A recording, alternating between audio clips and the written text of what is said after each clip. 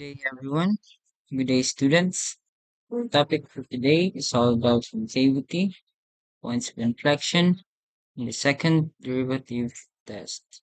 These are main outcomes. So, in this lesson, we will comprehend that points of inflection, and the second derivative are all associated ideas. So, therefore, they are all interconnected that are essential to comprehending how functions behave.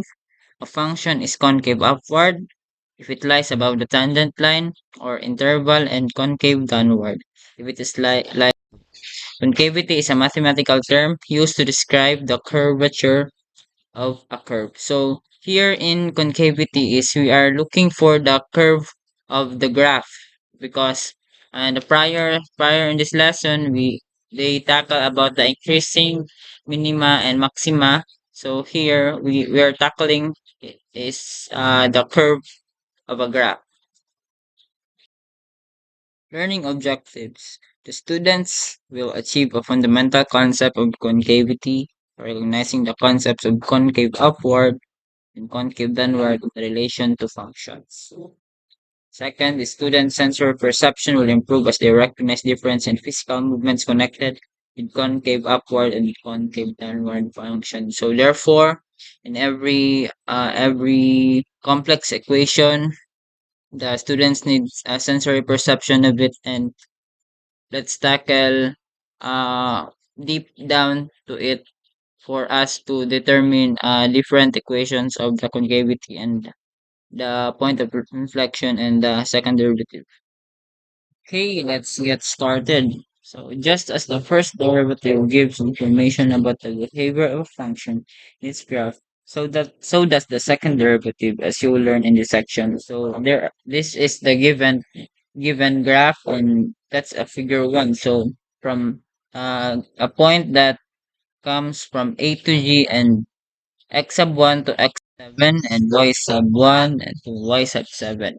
So refer to the figure 1 showing that the graph of a function of function f whose first and second derivative exist on the closed interval. So the derivative exists on the closed interval from x to x sub 7 because both f and f prime are differentiable. Their f and f prime are continuous on x to x sub 7. So therefore the graph is continuous to f and f prime. If we considered a point P, which is that graph, we denote this graph as P. So P is moving along the graph of figure 1 from A to G. Okay. Then the position of P varies as we increase x from x to x. As P moves along the graph from A to B, so you can see that A to B, the slope but tangent line to the graph is positive and is decreasing. That is, the tangent line is turning clockwise and the graph lies below the tangent line.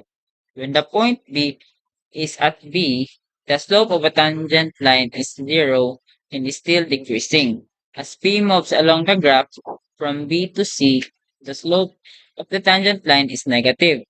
Okay, you can see that na ang slope sa tangent line is negative kahit pa siya and still decreasing. The tangent line is still turning clockwise and the graph is below its tangent line. We say that the graph is concave downward from A to C. So you can see in the graph that and point A, point B, point C is concave downward.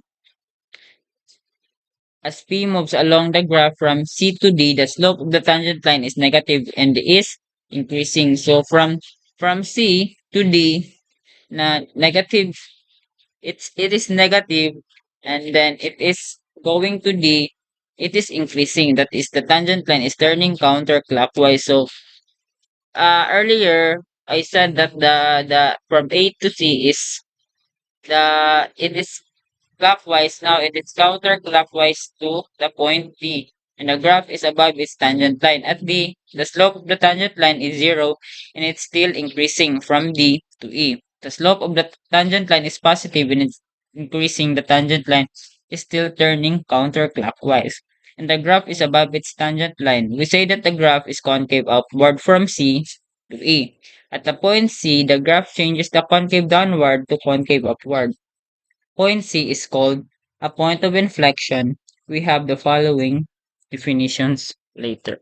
So in A to C, the this is a concave downward because you see in the graph is it is decreasing. And then if we start to C and go to G, the the graph is increasing, and then is it its concavity is increasing also, so the concave is turning upward. So here are the definition of concave upward and definition of concave. So the graph of a function of f is said to be the concave upward. At the point C and f of C, if f prime of C exists and if there is an open interval I containing C such that the for value of x is not equal to C and I, the point of x and f of x on the graph is above the tangent line to graph at C f of C. So the graph should be above the tangent line for able to concave upward exist. In 3.5.2, definition of concave downward, the graph of a function of f said to be concave downward at point C, f of C, if f prime of C exists and if there's an open interval I containing such that all values of x is not equal to C and if the point of x or f of x on the graph is below the tangent line to the graph at cf of g. So therefore, concave upward and concave downward is opposite. If the concave downward, if the tangent line is above, that's a upward. So if the tangent line goes below, that's an upward. So that is the definition of upward and downward. So in example number one, so this is the illustration one, the figure one, the figure two, and the figure three.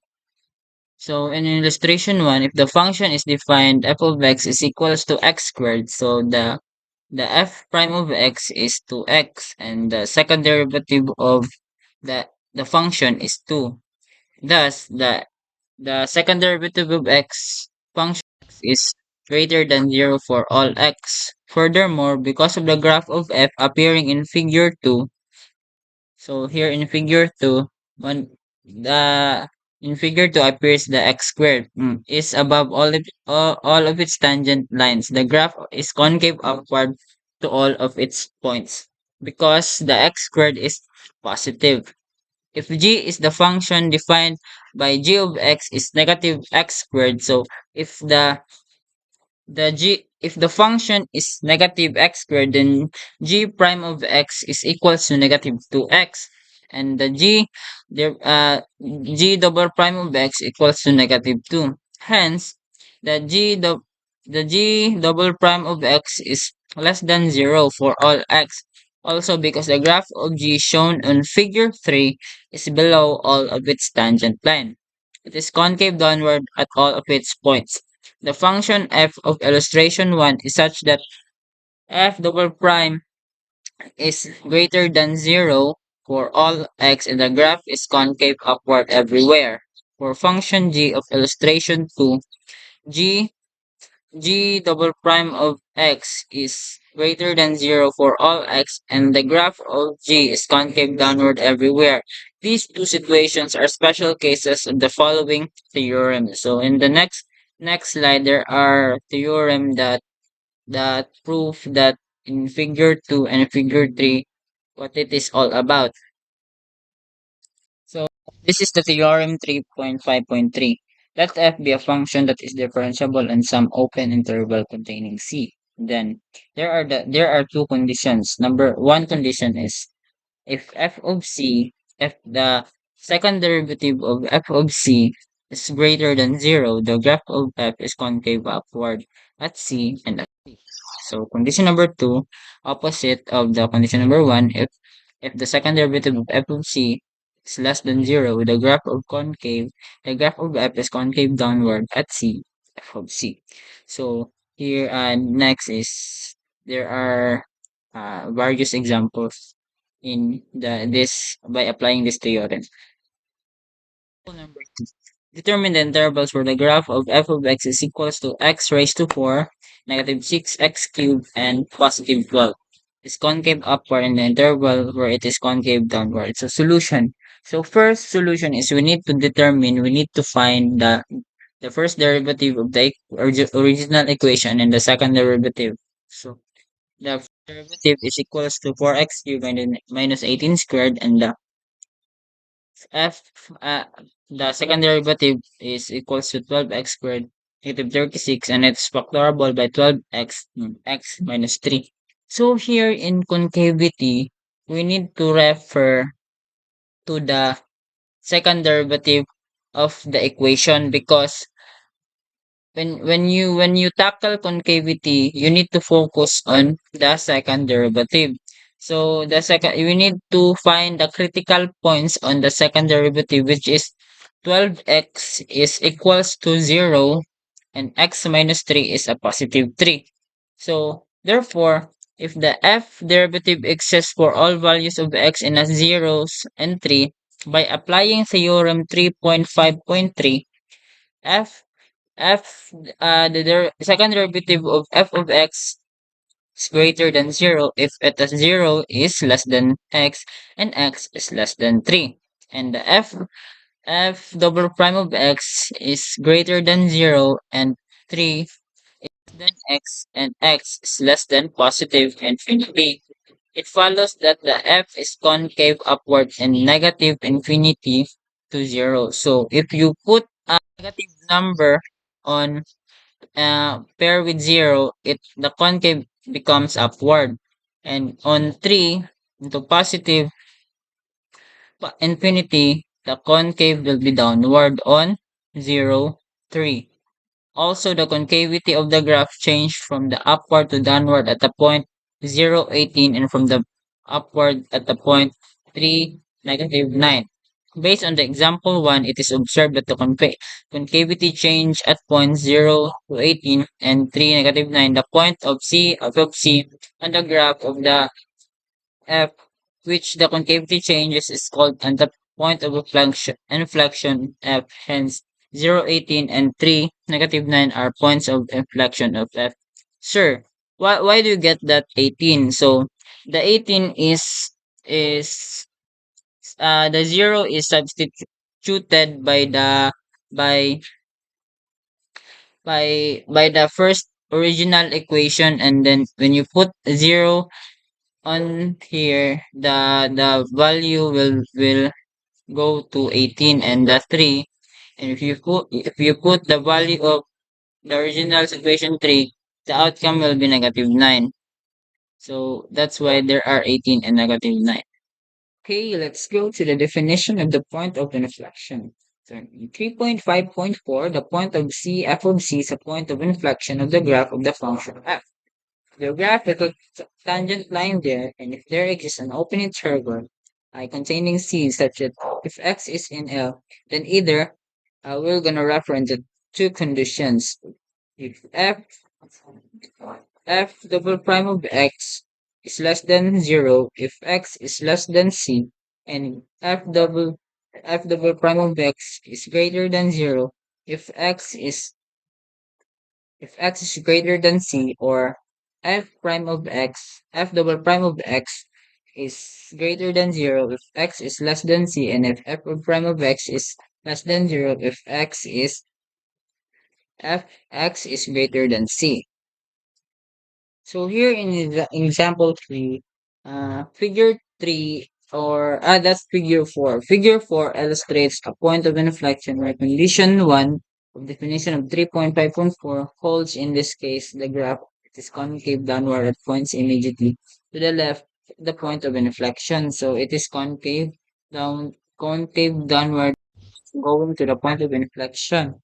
And the graph is concave upward at points immediately to the right of the point of inflection. Condition 2 is illustrated in figure 5, where the sense of concavity changes from upward to downward. So it comes from downward going to upward in the figure 5 at the point of inflection. Figure 6 gives another illustration of condition 1, where the sense of concavity changes from downward to upward.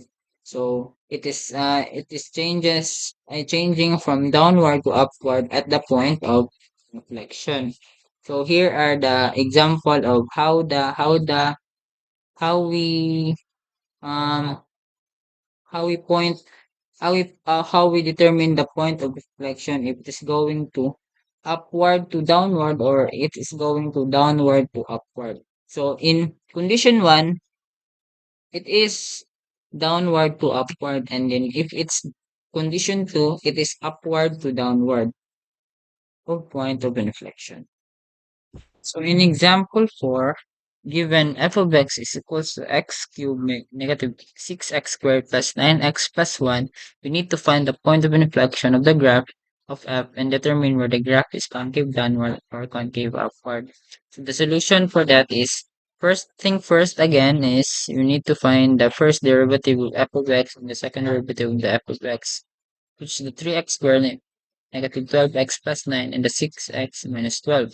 So the second derivative of f of x exists for all values of x. So the only possible point of inflection is where the second derivative of f of x is equals to 0, which occurs at the x equals to 2, because the second derivative is 6x minus 12. So we can factor out that to 6 quantity of x minus 2. So therefore, the the critical points of the second derivative is x is equals to 2.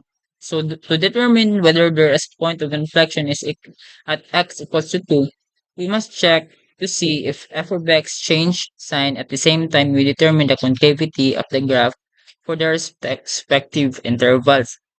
So therefore, we need to make a table to determine if there is a point of inflection in in the in x to x equals to.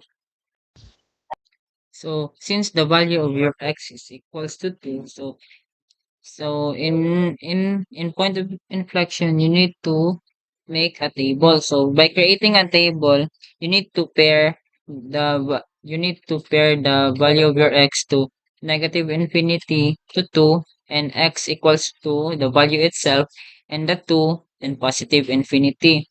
For us to determine if in negative infinity, to determine the point of inflection in negative, and to determine the to x equals to 2, and then to determine the positive infinity, where the graph is either concave downward or concave outward or point of inflection. So in x less than to 2, which is 1, we it's okay to get 1 or negative and so on and so forth, that is below 2. So in f of x, it is positive, because if you try to input 1 in the original equation, the the outcome will be positive, and then the first derivative of x is equals to 0, because if you put 1, I putted 1 in the first derivative, the outcome will be become 0. So in the f so the second derivative of f of x is equals to negative, because if you put 1 in the equation of the second derivative, it will be concave, it will be negative. So conclusion, the graph of f is concave downward, because we will gonna refer to the conclusion, to the signs of the second derivative. So the second derivative will we will refer to the second derivative. So x equals to 2 is, you put 2 here, the answer will be 3. The answer will be negative 3. The answer will be 0 and the second derivative. So therefore, the graph has a point of inflection. And then the 2 is less than x. So we put the value of x, x is equals to 3. And the f of x of, if you put 3 and the f of x is positive. But if you put 3 and the second, first derivative is 0, and then you put in the second derivative, it is positive. So therefore, the graph is concave upward. So that's it in point of reflection, you need to make a table, and then you need to refer to the second derivative, the critical points of the second derivative. That's it. The point of inflection. Since we know about the concavity and the point of inflection, so uh, prior to that topic, you learn how to determine whether a function has a relative extremum at a critical number of c by checking the algebraic sign, the first derivative of the numbers in intervals to the left and right. Another test There is another test for relative extrema called the second derivative test.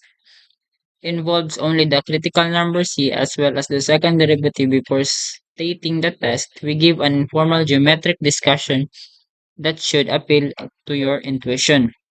So suppose that f is a function such that the second derivative of f is exist on some open interval a b containing c, and that f of c is equals to 0. Suppose that f the, the second derivative f of x is less than 0 if x is in a b. Then from theorem 3.5.3, the graph if concave is downward at all and the point AB, and from theorem 3.3, condition 2, f is decreasing on close interval AB. So what is the theorem 3.4.3? So the definition of 3.4.3 is let the function of f be continuous in a closed interval AB, differentiable in the given open interval AB. So condition 1 is if f of x is greater than 0 for all x in AB, then f is increasing on of closed interval AB. So in condition 2, f f prime of x is less than 0 for all x in any open interval AB, then f is decreasing on closed interval AB. So we now state and prove the second derivative test for the relative extrema, which confirms the geometric observation in the preceding two paragraphs. So in 3.5.6, the definition of the second derivative test relative extrema. Let's see with the critical number of a function f at which f prime of c is equals to 0, and let the second derivative of f exist for all values of x in some open interval containing c. So the value of x is exists in some open interval. So the condition 1 is the second derivative of f of c is less than 0, then f has a relative minimum value at c. Condition 2, f is second derivative of c is greater than 0, then f is a relative minimum at c. So here's an example. So in example number 5, given f of x is equals to x raised to 4 plus 4 over 3x raised to 3 and negative 4x squared. We find the relative extreme of f by applying the second derivative test. Use this information to sketch the graph of f. Solution. We compute this first derivative and second derivative of f. So this is the first thing, a golden rule you need to do. Find the derivative of the original equation. So, and the first derivative is 4x cubed plus 4x squared minus 8x, and 12x squared plus 8x minus 8. And we set here in the relative extrema, relative, yes, we need to set we need to set the critical points on the first derivative, which is 4x cubed plus 4x squared minus 8x. So 4x is, and the factor of it is 4x, x plus 2, and x minus 1. So you need 4x is equals to 0, and x plus 2 equals to negative 2, and x minus 1 is equals to 1. So in finding the relative extrema, we need to make a table for it. So, thus, the critical numbers of f are negative 2, 0, and 1. We determine whether or not there is a relative extremum in any of these critical numbers by finding the sign of the second derivative there. So, when x is equals to negative 2, when you put negative 2 on the original equation, the answer will be negative 32 over 3. And then the f prime of x is when you put negative 2 and the f prime of x is 0. So and when if you put negative 2 and the second derivative of f of x is positive. So in 0 x equals to 0 and f of x the answer will be 0 and f prime of x 0 and the second derivative will be negative. And the x equals to 1, we put 1 to f of x, the answer will be 5 over negative 5 over 3 and the first derivative is 0 and the second derivative will be positive. So the conclusion here, you need to refer to the second derivative. So if it is positive, your relative extrema will be at minimum value. If it is negative, it is a maximum value. And then if it's positive, your relative will, your- will positive if the sign will be positive, it is a minimum value. The extrema will be minimum value. So we'll see the graph. So the graph of the function x raised to 4 plus 4 over 3x cubed minus 4x squared. So we can see the minimum value of the negative 2 here because negative 32 over 3 is equals to negative 10 point something. And then and the x equals to 0, we put 0 here. It's the origin. It falls in the origin. And the negative 5 over 3 is here negative 1 point something. And then the second derivative is it is in the value of negative 2, the second derivative there, the value is positive. So it is going upward and then the x equals to 0, the second derivative is 0, so it stays here in the origin and in x equals to 1, the second derivative there is going upward also. That's why it is going upward in and that's why that occurs in the graph, and this is the full graph of this equation.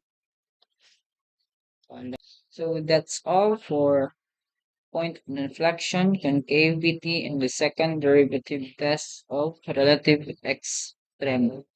So let's have an assessment for that. For be able to know that you have learned something in our discussion, and you have something to tackle on yourself as assessment as learning.